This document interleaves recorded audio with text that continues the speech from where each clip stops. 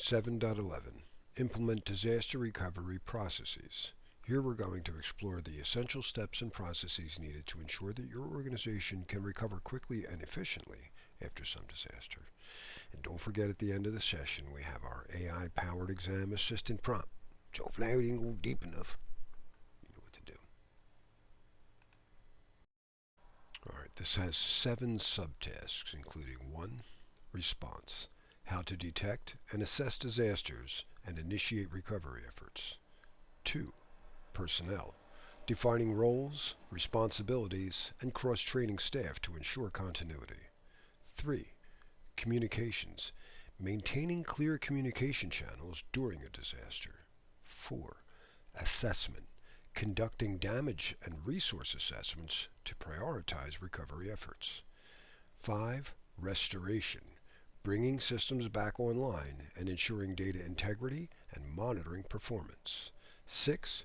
Training and awareness. Preparing personnel with training and drills. And 7. Lessons learned. Reviewing and documenting insights post-disaster to improve future responses. Alright, so let's dive in.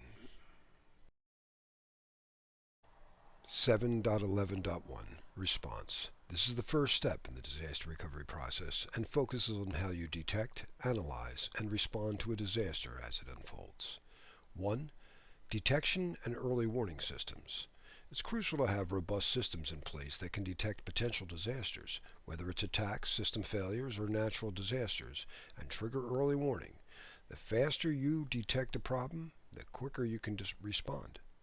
2. Initial incident analysis and confirmation. Once a disaster is detected, the next step is to confirm its nature and severity. This analysis will help you determine the scale of your response. You don't want to overreact to minor incidents or underreact to major ones. 3. Severity assessment and response scaling. Based on your analysis, right-size your response to match the impact of the disaster. This ensures that resources are efficiently allocated so you're not wasting time or energy when it's not needed. 4.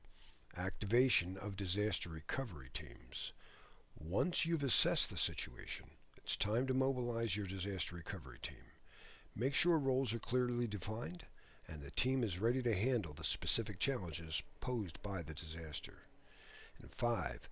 Implementation of scalable recovery strategies. Depending on the disaster severity, your recovery strategies might include switching to backup systems, relocating your operations, or utilizing some cloud-based service to restore critical functions. 7.11.2 Personnel. In any disaster recovery plan, having the right people in the right roles is essential for the recovery. The exam will expect you to understand how to effectively manage personnel during a crisis. 1. Role definition and assignment. Clearly define and assign roles to everybody involved in the recovery process. Each person must know their specific responsibilities and reporting lines. In a disaster, confusion about roles can lead to delays and mistakes. 2. The business continuity coordinator. Appoint a business continuity coordinator. This person will oversee the entire recovery effort, ensuring that all teams are aligned with the overall business continuity plan. The coordinator manages resources, prioritizes tasks, and keeps everyone on track. 3. Cross-training and redundancy.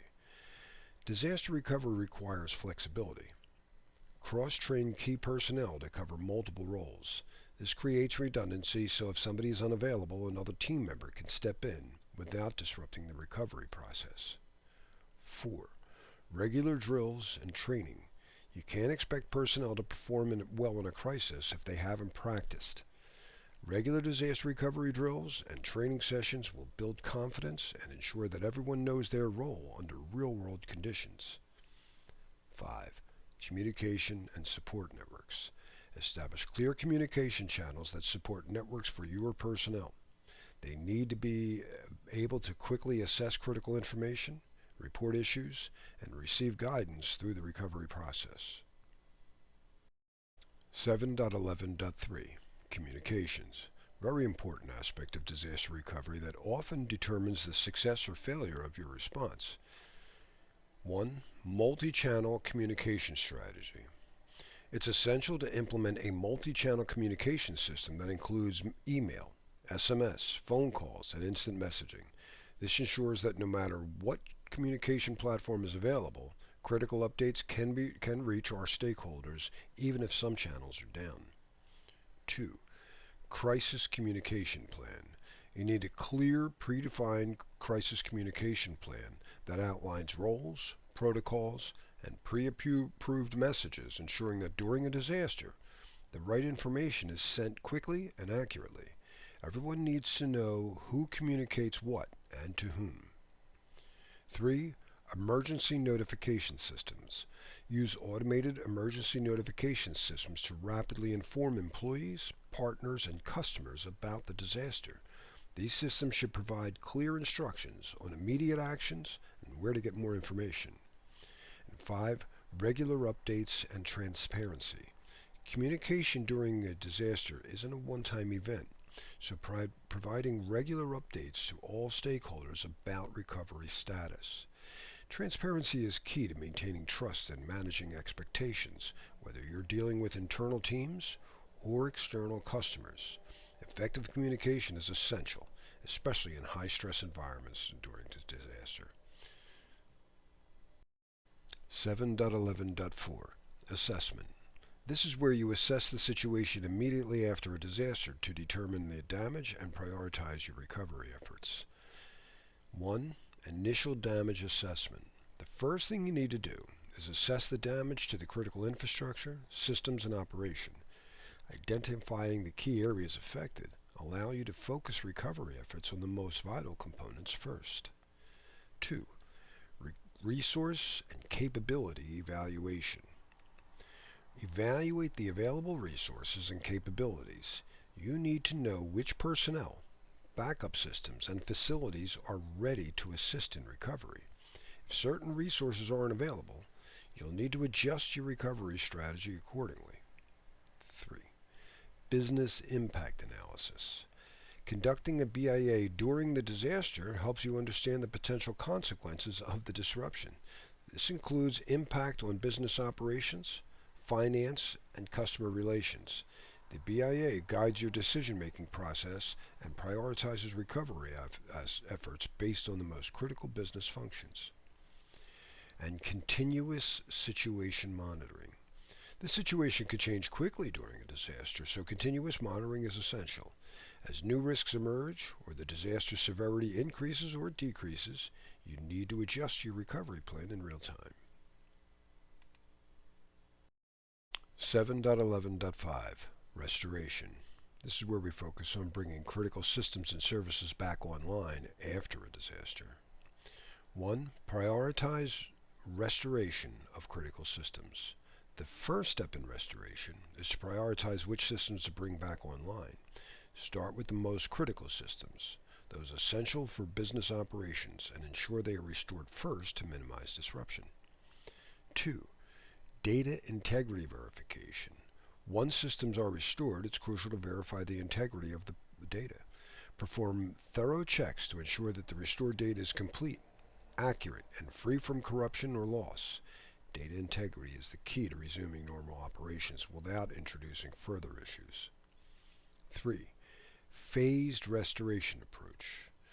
We're not going to bring everything back online at once. Again, we use a phased approach that allows us to test and validate each system before moving on to the next one.